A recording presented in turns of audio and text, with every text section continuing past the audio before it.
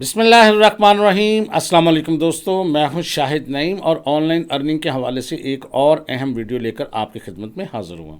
क्योंकि पाकिस्तान में हर दूसरा बंदा ये चाह रहा है कि वो ऑनलाइन अर्निंग करे, और अनफॉर्चुनेटली हमारे यूट्यूब इतना भरा पड़ा है ऑनलाइन अर्निंग का कि किसी में लिखा हुआ आता है कि आपको लाखों रुपए कमाएं, करोड़ों रुपए कमाएं, महीने के इतने डॉलर्स कमाएं या रोज़ाना के इतने डॉलर्स कमाएं।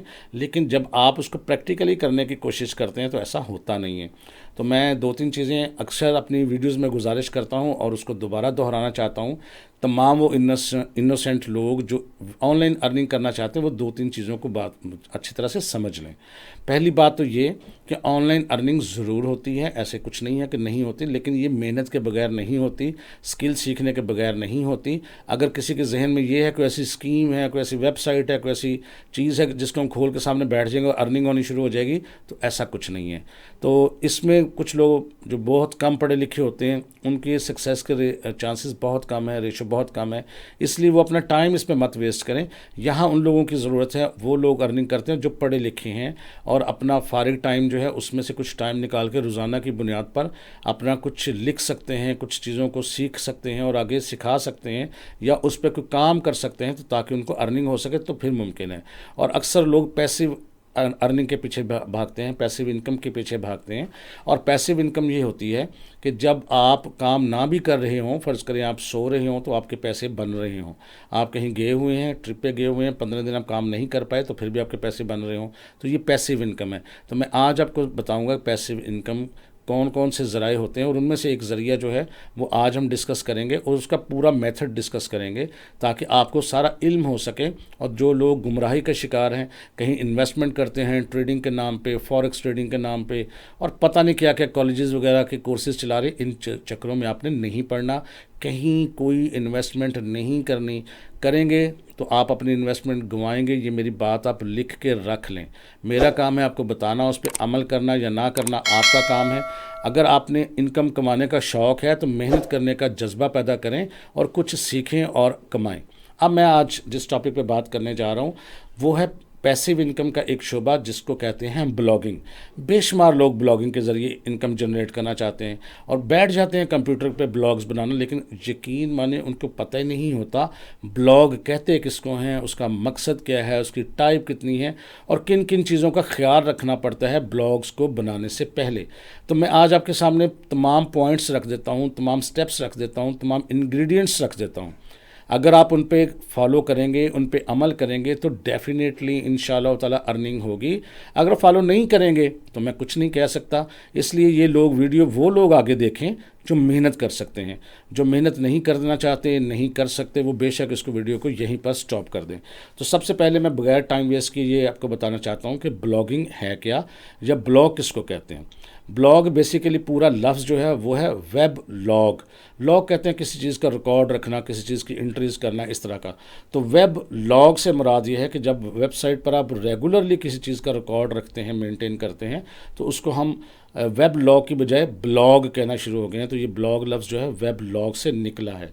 तो ये एक ऐसा एक ऑनलाइन प्लेटफॉर्म होता है जहाँ पर कुछ अफराद या कुछ अदारे जो हैं बाकायदगी के साथ कोई कंटेंट बनाते हैं, कोई कंटेंट पोस्ट करते हैं। कंटेंट से मुराद आपके टेक्स्ट भी हो सकता है, आपके कुछ वीडियोस भी हो सकती हैं, उसके अंदर आपके उसके अंदर कुछ इमेजेस भी हो सकते हैं। लेकिन उसमें बात क्या है कि रेगुलरली आप वेबसाइट पे कुछ ना कुछ बनाते हैं।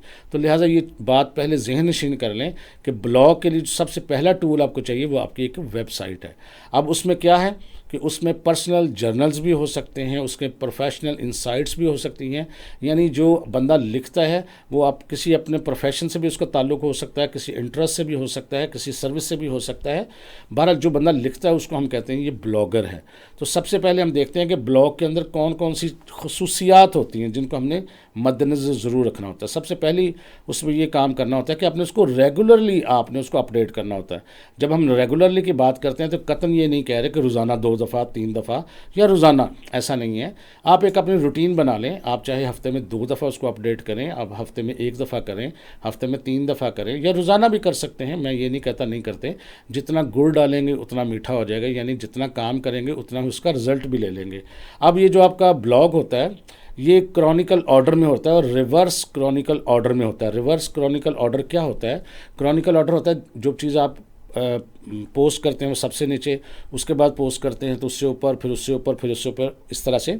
लेकिन रिवर्स क्रॉनिकल ऑर्डर क्या होता है कि जो आप सबसे पहले पोस्ट करते हैं वो सबसे नीचे चली जाती है, जो आप सबसे आखिर पे पोस्ट करते हैं वो सबसे ऊपर आपको नज़र आ रही होती है। तो ये जो आपका ब्लॉग होता है रिवर्स क्रॉनिकल ऑर्डर में होता है, और इसकी सबसे बड़ी खूबसूरती ये होती है कि आपने कुछ लिखा होता है ना, तो लिखा तो अखबार में भी होता है, लिखा तो आर्टिकल में भी होता है, लिखा तो थीसिस में भी होता है, रिसर्च में भी होता है, न्यूज़ में भी होता है। तो ब्लॉग में जो खुसूसियत होनी चाहिए वो ये कि आप अपनी ऑडियंस के साथ इंटरेक्शन रखें, उनके साथ कम्युनिकेशन कर पाएँ, वो आपको कमेंट करके कुछ अपनी राय दे सकें।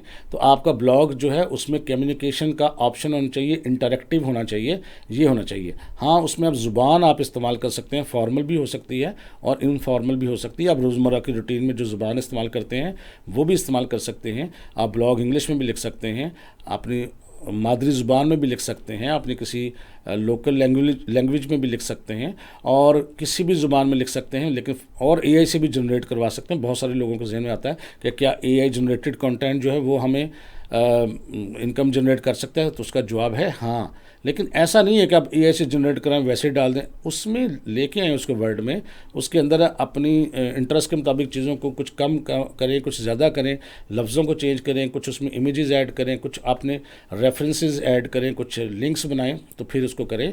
एआई से हेल्प ले सकते हैं। 100% अगर आप कहें एआई से जनरेटेड तो वो आपको प्रॉब्लम्स आएंगी। अब आपको बताना चाहता हूँ कि ब्लॉग्स कितनी किस्म के हो सकते हैं। आप ब्लॉग्स अपने पर्सनल भी बना सकते हैं, किसी इंटरेस्ट के मुताबिक कोई अपनी राय दे सकते हैं, किसी चीज़ के मुताबिक, किसी चीज़ की लाइफ की अप टू डेट्स अपने एक्सपीरियंसेस शेयर कर सकते हैं। प्रोफेशनल ब्लॉग्स भी हो सकते हैं। कंपनीज़, ऑर्गेनाइजेशंस जो हैं वो अपने अपडेट्स देती हैं, अपनी स्किल्स के बारे में बताती हैं, इंडस्ट्रियल इक्विपमेंट्स के बारे में, इंडस्ट्रियल एक्सपीरियंसेस के बारे में लोग चीज़ें शेयर करते हैं। इसी तरह बिज़नेस ब्लॉग्स भी हो सकते हैं।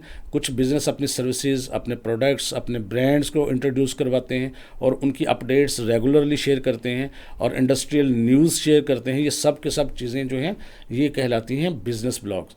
लेकिन जिन ब्लॉग्स पे हम काम करते हैं इनकम जनरेट करने के लिए, वो नीश बेस्ड ब्लॉग्स होते हैं, यानी उसकी कोई ख़ास कैटेगरी होती है। तो सबसे अहम चीज़ ये होती है कि आपने कैटेगरी वो सिलेक्ट करनी है जिसमें आपका अपना इंटरेस्ट हो। ये नहीं कि मैं काम तो करता हूँ, कोई मतलब फ़र्ज़ कर मैं एक दुकानदार हूँ और मैं काम करता हूँ कपड़े का या जूते का, ये मेरा इस तरह का कोई इंटरेस्ट है बिज़नेस टाइप का, और मैं करना क्या शुरू कर दूं, मैं हेल्थ टिप्स देना शुरू कर दूं, क्योंकि हेल्थ टिप्स तो मेरा शोबा ही नहीं है और ना मेरा उसके अंदर इंटरेस्ट है। या मैं वकालत की जो है आपको सर्विसेज प्रोवाइड करना शुरू कर दूं, तो इस तरह नहीं होता। आपने ये नहीं देखना कि कौन क्या कर रहा है, आपने ये देखना है कि आपका अपना इंटरेस्ट किस चीज़ में है। और गूगल भी यही कहता है कि वो काम करें जिसमें आपका अपना इंटरेस्ट भी हो। आप किन चीज़ों पर ब्लॉग लिख सकते हैं? फिटनेस पे ब्लॉग लिख सकते हैं। बहुत सारे लोग फिटनेस के लिए, अपने आप को फिट रखने के लिए, कुछ लोग पतले हैं तो मोटा होने के लिए, कुछ मोटे हैं तो पतला होने के लिए अक्सर चीज़ें तलाश करते हैं। या फिज़िकली कुछ चीज़ें आप स्ट्रेंथ इंप्रूव करने के लिए, या उसके अलावा मुख्तलिफ़ किस्म की जो बीमारियां हैं उनके लिए कोई हर्बल ट्रीटमेंट हैं वो आप शेयर कर सकते हैं।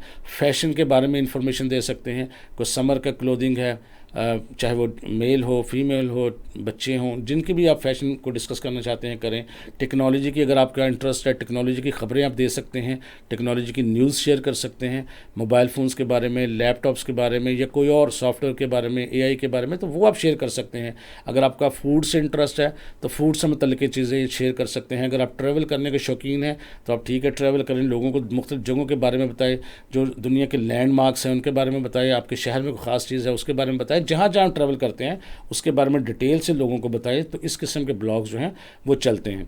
इसी तरह ब्लॉग्स का पोस्ट का मकसद सिर्फ पैसे कमाना नहीं होता, इसका मकसद सिर्फ आप लोगों के साथ कम्युनिकेट करना भी होता है। सब लोग पैसे कमाने के लिए ब्लॉग्स नहीं लिखते, कुछ लोग कम्युनिकेशन के लिए लिखते हैं, एजुकेट करने के लिए लिखते हैं, कुछ लोग लोगों को एंटरटेन करने के लिए लिखते हैं, और कुछ हम जैसे लोग जो हम पाकिस्तानी हैं हम तो करते ही सिर्फ मोनेटाइजेशन के लिए हैं या पैसे कमाने के लिए हैं।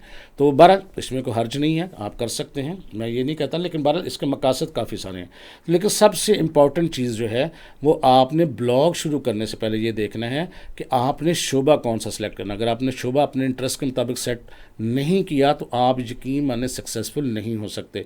आपने देखना आपका पैशन किस में है, आपका शौक़ किस चीज़ में है, आपका इंटरेस्ट किस चीज़ में है, उस शोबे को तलाश करना है, उससे मुतल्लिका ऑडियंस आपने इकट्ठी करनी है और जो नीश आपने सेलेक्ट करनी है वो बहुत ही केयरफुली होकर सेलेक्ट करनी है। ये बहुत ही अहम पॉइंट है। उसके बाद आपने ब्लॉग का प्लेटफॉर्म सेलेक्ट करने का होता है। एक तो ब्लॉगर होता है जो आपका गूगल पे है और फ्री में आपको मिलता है, आप वहाँ काम कर सकते हैं, लेकिन मैं उसको रिकमेंड नहीं करता क्योंकि उसमें आपको आज़ादी नहीं होती। आप सिर्फ़ और सिर्फ गूगल के साथ ही बाउंड है। आप एक्स्ट्रा अपनी को स्पॉन्सर्ड पोस्ट नहीं लगा सकते या किसी ऑर्गेनाइजेशन से ऐड नहीं ले सकते या खुद से कुछ नहीं कर सकते। बस जहाँ तक उन्होंने आपको लिमिटेड रखा है वहाँ तक ही आप रह सकेंगे। इसलिए मैं आपको सजेस्ट करूँगा कि आप प्रॉपर डोमेन नेम रजिस्टर्ड करवाएं अपना, और उस डोमेन नेम को उसके मुताबिक होना चाहिए जो आपकी नीश से मुतल्लिक हो। ऐसा नहीं है कि आपका डोमेन नेम फूड से मुतल्लिक हो तो नीश उसकी जो है वो कोई ट्रैवल की हो, नहीं, उसका जो नाम है वो मिलता जुलता होना चाहिए, जो आपको अच्छा लगे वो ले लें। उसके बाद आप होस्टिंग स्पेस लें, डोमेन रजिस्टर्ड करवाएं और फिर वर्डप्रेस इंस्टॉल करके वहाँ ब्लॉग बनाएं। तो ये एक बेस्ट ऑप्शन है। और जब वर्डप्रेस भी इंस्टॉल करनी है उनमें 2-3 चीज़ों का ख्याल रखना है। आपने थीम आपने ऐसा लगाना है जो आपकी नीश से मुतल्लिक हो। अब मैं बता रहा हूँ कि अगर आप म्यूज़िक का बना रहे हैं तो आप थीम लगा लें लाइब्रेरी का, वो ठीक तो नहीं है। अगर आप एजुकेशनल कोई ब्लॉग बना रहे हैं तो थीम आप लगा लें फूड का, वो अच्छा नहीं लगता। थीम आपने प्रॉपर लगाना है और उसकी प्रॉपर कस्टमाइजेशन करनी है। उसमें आपने फ़ॉन्ट को अच्छा सा देखना है कि कौन सा फ़ॉन्ट फैमिली अच्छी है, कलर्स की सिलेक्शन बहुत अच्छी होनी चाहिए, आई कैचिंग उसकी कस्टमाइजेशन होनी चाहिए, गुड लुकिंग होना चाहिए, अट्रैक्टिव होना चाहिए। ये सारी चीज़ें मैटर करती हैं। तो आपने वर्डप्रेस इंस्टॉल करके उसके थीम जो है, बेशक फ्री थीम बेशुमार है, आप कोई भी इस्तेमाल कर लें, इसके लिए आप गूगल से भी हेल्प ले सकते हैं। तो आप अच्छा सा थीम करके उसको कस्टमाइज़ भी करें। उसकी डिज़ाइनिंग अच्छी होनी चाहिए और जो सबसे अहम चीज़ उसमें आपने याद रखनी है कि वो रिस्पॉन्सिव ज़रूर हो। रिस्पॉन्सिव से मुराद ये होता है कि जब आपकी कोई ब्लॉग या वेबसाइट खोल ले कंप्यूटर पे तो वो पूरी साइज़ में नज़र आए। अगर उसको टैबलेट पे खोला जाता है तो वो उस हिसाब से अपने आप को एडजस्ट कर ले। अगर मोबाइल पे खोला जाए तो उस हिसाब से एडजस्ट कर ले। यानी आपकी जो ब्लॉग है या आपकी जो वेबसाइट है वो आपकी मोबाइल फ्रेंडली ज़रूर होनी चाहिए, क्योंकि सबसे पहले लोग आपकी वेबसाइट को या आपके ब्लॉग को मोबाइल पर ही खोलते हैं। तो लिहाजा मोबाइल फ्रेंडली आपने इसको बनाना है, रिस्पॉन्सिव बनाना है, इसको सीखना है। डेफिनेटली ये चीज़ें सीखनी तो पड़ेंगी आपको। तो डिज़ाइन आपका खूबसूरत होना चाहिए। उसके बाद आपने उसके एसेंशियल कुछ पेजेस होते हैं वो लाजमी क्रिएट करने हैं। जैसे अबाउट अस का पेज है जिसमें अपने आप के बारे में बताएं, अपने इस पेज के बारे में बताएं। फिर कॉन्टैक्ट पेज ज़रूर बताएं जिसके ज़रिए आप चाहें तो यूज़र से आप डाटा ले लें फॉर्म के ज़रिए या उसको ईमेल के ज़रिए या एक कोई मोबाइल नंबर के ज़रिए कॉन्टैक्ट फॉर्म बहरहाल आपका होना चाहिए। अगर आप डाटा कलेक्ट कर रहे हैं तो डेफिनेटली अगर आप बाद में मोनेटाइज करना चाहते हैं अपने ब्लॉग को तो आपके पास एक पेज होना चाहिए जिसका नाम होना चाहिए privacy policy and terms of use, जिसमें आप लोगों को बताएं कि आप डाटा जो है आपका महफूज है, आप उसको मिसयूज़ नहीं करेंगे, दूसरी ऑर्गेनाइजेशंस के साथ शेयर नहीं करेंगे आपके कंसेंट के बगैर। इस तरह के कुछ टर्म्स एंड कंडीशंस मिल जाती हैं, आप लिखवा भी सकते हैं एआई जनरेटेड प्लेटफॉर्म से। तो ये आप करवा के एक पेज भी ज़रूर बनाएंगे। अब जब आपने कंटेंट क्रिएशन करनी है तो जो उसमें सबसे पहली चीज़ याद रखनी है कि ब्लॉग का शुबा कोई भी हो, उसमें अपनी चीज़ का मद्देनज़र जो चीज़ रखनी है वो उसके कीवर्ड्स हैं। कीवर्ड्स की रिसर्च आपने पहले ज़रूर करनी है। कीवर्ड क्या होते हैं? जब हम गूगल पे कोई चीज़ सर्च करते हैं तो हम कुछ लिखते हैं, तो जो हम लिखते हैं वो कीवर्ड है। इस तरह जो लोग लिखते हैं वहाँ पर उस शोबे से मुतल्लिक वो सारा गूगल आपको बताता है कि ये कीवर्ड सर्च किए जा रहे हैं, आप उसको तलाश करें। और ये काम आप गूगल एड्स के अंदर एक ऑप्शन होता है keyword planner, Google keyword planner, उसके ज़रिए भी आप कर सकते हैं। और बेशुमार और भी एप्लीकेशन हैं जिनके ज़रिए ये काम कर सकते हैं। आप उसके ज़रिए आपने कीवर्ड सर्च करने हैं जिसकी वॉल्यूम, सर्च वॉल्यूम बहुत ज़्यादा हो, यानी बहुत ज़्यादा लोग उसको सर्च करते हो। ऐसा कोई कीवर्ड नहीं लेना जिसको लोग सर्च ही ना करते हों। वो पूरा गूगल प्लानर आपको बताता है कि एक महीने में कितने सर्चेज हुई हैं, पाकिस्तान में कितनी हुई हैं, दुनिया में कितनी हुई हैं, हर चीज़ आपको बताता है। और ये दिन ब दिन ऊपर जा रहा है, इसकी सर्च जा रही है या नीचे जा रही है, लोगों का इंटरेस्ट, हर चीज़, और बहुत सारी इन्फॉर्मेशन आपको ये दे रहा होता है, लेकिन उस पर टाइम आपको लगाना है। उसके बाद आपने जो कंटेंट क्रिएट करना है, यानी जो ब्लॉग लिखना है, उसमें क्वालिटी का आपने बहुत ज़्यादा ख्याल रखना है। आपने फोकस करना है कि जो बंदा चीज़ तलाश करने के लिए मेरे ब्लॉग पे आया है, जिस मकसद के लिए है, क्या उसका वो मकसद पूरा हो रहा है? क्या वो जो उम्मीद लेके आया था आपके ब्लॉग को पढ़ने के लिए, क्या उसको पढ़ने के बाद उसकी उम्मीद पूरी हुई है? अगर उसकी उम्मीद पूरी नहीं होगी, वो कभी दोबारा आपका ब्लॉग नहीं पढ़ेगा। लेकिन अगर देखें, टाइम लगाता है ना बंदा, कोई चीज़ आप पढ़ते हैं तो आप टाइम लगाते हैं, तो टाइम भी पैसे से ज़्यादा कीमती होता है।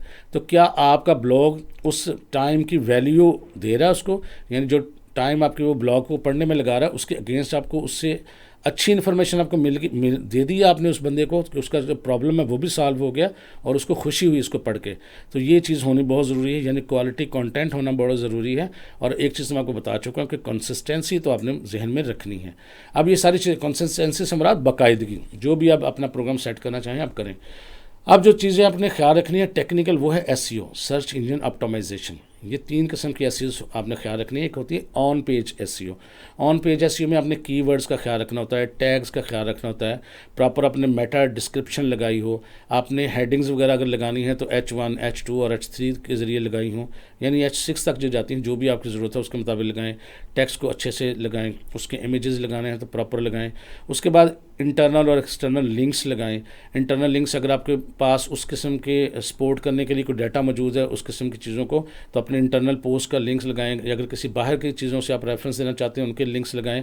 और टेक्निकल एसईओ भी करें। टेक्निकल एसईओ से मुराद कि इसमें आप गूगल ख़ास तौर पर ये देखता है कि आपका पेज कितना फास्ट लोड हुआ है, कितना जल्दी लोड हुआ है, कोई बहुत ज़्यादा डिले तो नहीं कर रहा, और मोबाइल रिस्पॉन्सिव है कि नहीं है, और प्रॉपर तरीके से आपने इसकी इंडेक्सिंग की हुई है, किस तरह से गूगल के अंदर इंडेक्स करते हैं किसी वेबसाइट को। इसकी पूरी वीडियो भी मेरे चैनल पे पड़ी हुई है, आप उसको चाहें तो देख सकते हैं।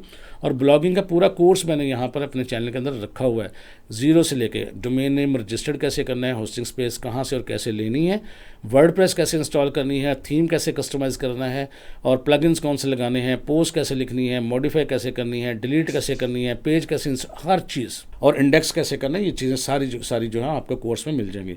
और आखिरी चीज़ जो आपने वो भी लाजमी करनी है कि आपने अपने ब्लॉग को प्रमोट भी करना है। प्रमोट करने से मुराद पेड प्रमोशन की मैं बात नहीं कर रहा, आप मुख्तलिफ ग्रुप्स के अंदर उसको शेयर करें। व्हाट्सएप के ग्रुप्स होते हैं, सोशल मीडिया जो प्लेटफॉर्म्स हैं आपके, फेसबुक है, इंस्टाग्राम है, या ट्विटर है, या एक्स है, या कोई भी जितने भी हैंडल्स हैं, लिंक्डइन है, वहाँ पर जाके मुख्तलिफ पेजेस पे, मुख्तलिफ ग्रुप्स के अंदर आप अपने ब्लॉग को शेयर करें। और जब आप बनाते हैं, थीम वगैरह बनाते हैं, वहाँ प्लगइन मिल जाते हैं, सोशल शेयर के नाम से फ्री होते हैं। उनके साथ क्या होता है, आइकन्स बन जाते हैं मुख्तलिफ प्लेटफॉर्म्स के, उन पर क्लिक करके आप आराम से अपने सोशल मीडिया प्लेटफॉर्म पे उसको शेयर भी कर सकते हैं। फिर मोनेटाइजेशन करते हुए अपनी जो चीज़ों को ख्याल रखना होता है कि गूगल की जो पॉलिसीज़ हैं वो वायलेट ना हो, कुछ ऐसा कंटेंट आपने वहाँ ना लिखा हो जो गूगल ने मना किया हुआ है, जिससे किसी को जानो माल को ख़तरा हो, कोई स्कैम हो, कोई हरासमेंट हो, कोई गलत किस्म का चीज़ ना हो, वेपन्स ना हो, ड्रग्स ना हो, इस तरह की चीज़ों का आपने ख्याल रखना है। इस तरह की चीज़ें इस्तेमाल नहीं करनी है। और इसी तरह आपने स्ट्रेटजी बनानी है, आपने पूरे उसके स्टैटिस्टिक्स देखने हैं, गूगल एनालिटिक्स के साथ एक अकाउंट क्रिएट करना है, अपनी इस साइट को उसके साथ लिंक करना है, जो आपको बताएगा कि आप कितने लोग आपके इंटरेस्ट रखते हैं आपके इस ब्लॉग के साथ, कितने लोग उस पर दिलचस्पी का इजहार करते हैं, लाइक कर रहे हैं, एंगेजमेंट कर रहे हैं, पढ़ रहे हैं, आ रहे हैं, वो सारी चीज़ें आपको मिलेगी। और कौन से लोग जब आते हैं तो किस पेज को, किस पोस्ट को पढ़ते हैं, ये भी आपको पता लगेगा, जिससे आपको आसानी होगी कि आइंदा आपने ब्लॉग किस टॉपिक पे और कैसे लिखना है, इस चीज़ का भी आपने ख्याल रखना है। और उसके बाद रेवेन्यू सिर्फ आपने गूगल से जनरेट नहीं करना, आपने मुख्तलिफ ऑर्गेनाइजेशंस, मुख्तलिफ ब्रांड्स और मुख्तलिफ जो मतलब सर्विस प्रोवाइडर्स हैं उनसे भी रब्ता करके आप स्पॉन्सर्ड ऐड भी ले सकते हैं। और ये याद रखें तब होगा जब आपके ब्लॉग पे ट्रैफिक आएगी। तो सबसे पहला मरहला तो ट्रैफिक लाने का ही है। इसी तरह आप डिजिटल प्रोडक्ट्स भी सेल कर सकते हैं, आप मुख्तलिफ़ किस्म की ई बुक्स को सेल कर सकते हैं, कोई नोट्स आपके पास हैं वो सेल कर सकते हैं, कोई स्किल्स आप सिखा सकते हैं वो सेल कर सकते हैं, मुख्तलिफ़ किस्म के एफिलिएट प्रोग्राम चला सकते हैं। फ़र्ज़ करते हैं कोई आप कोई प्रोडक्ट सेल करना चाहते हैं किसी दूसरी ऑर्गेनाइजेशन की, तो उसका लिंक आप लगा सकते हैं। आपके लिंक से जब कोई ख़रीदेगा चीज़ तो आपको उसका प्रॉफिट होगा, ये एफिलिएट मार्केटिंग कहलाती है। इसके अलावा बेशुमार चीज़ें आप कर सकते हैं। फ़िलहाल तो सिर्फ आपको ये देखना है कि आपने किस तरह अपने ब्लॉग को सेट करना है, तैयार करना है, रिसर्च करनी है, ट्रैफिक लेके आनी है और उसकी परफॉर्मेंस पे ख्याल रखना है, और आपने किस तरह स्ट्रेटजी बना के उसको प्रमोट करना है। जब ट्रैफिक आएगी तो यकीन माने पैसे ज़रूर आएंगे। ये मैंने बहुत जल्दी से आपको बहुत सारी चीज़ें बताई हैं। अगर आप इस वीडियो को गौर से सुनेंगे, देखेंगे और इन पॉइंट्स को नोट कर लेंगे, बेशक इसको दोबारा से देख लें, तो फिर आप इनकम जनरेट कर सकते हैं। महज सिर्फ सुन के ब्लॉग ब्लॉगिंग कर लेना, ब्लॉग समझ लेना। आपका ख्याल था कि वेबसाइट बनाएंगे 5 मिनट के अंदर या बनवा लेंगे किसी से, AI से जनरेट कराएंगे, वहाँ रख लेंगे तो बनता जाएगा काम। इस तरह नहीं बनेगा। इसीलिए तो हम फ्लॉप हैं। हम चीज़ों को तय तक सीखने के लिए तैयार ही नहीं होते। तो भाई बात ये थी, हमारा काम है आपको सीधा रास्ता दिखा देना। अब आपने अगर उस रास्ते को इख्तियार कर लिया तो कामयाब हो जाएंगे, नहीं करेंगे तो ज़ाहिर है आपके सामने आपके रिज़ल्ट होंगे। तो हमारा काम है आपको रास्ता दिखाना, आपको समझाना और आपको फ्री ऑफ कॉस्ट जो असिस्टेंस है वो प्रोवाइड करना। अगर आपको किसी किस्म का सवाल जहन में आता है तो कमेंट करें, हम इंशाल्लाह तो रिप्लाई भी करेंगे। अगर आप कुछ चीज़ पूछना चाहते हो तो तकरीबन हर वीडियो के डिस्क्रिप्शन में मैंने व्हाट्सअप नंबर दिया हुआ है, आप पूछ सकते हैं, वॉइस मैसेज करके पूछ सकते हैं। तो जो मुझे आता होगा वो ज़रूर आपकी खिदमत में पेश कर दूँगा, जो नहीं आता होगा माज़रत कर लूँगा। तो बस ये चीज़ें हैं ताकि हम आगे बढ़ सकें, आगे सीख सकें, और जो लोग मायूस हो जाते हैं ऑनलाइन अर्निंग से उनको नया रास्ता दिखाया जा सके। तो बस आज के लिए इतना ही। वीडियो अच्छी लगी है तो इसको लाइक कीजिए और शेयर कीजिए, और जो लोग नए हैं वो इस चैनल को सब्सक्राइब भी कर लीजिए। इंशाअल्लाह ताला दोबारा मुलाकात होगी कुछ नई चीज़ों के साथ। तब तक के लिए इजाज़त दीजिए। अल्लाह हाफ़िज़।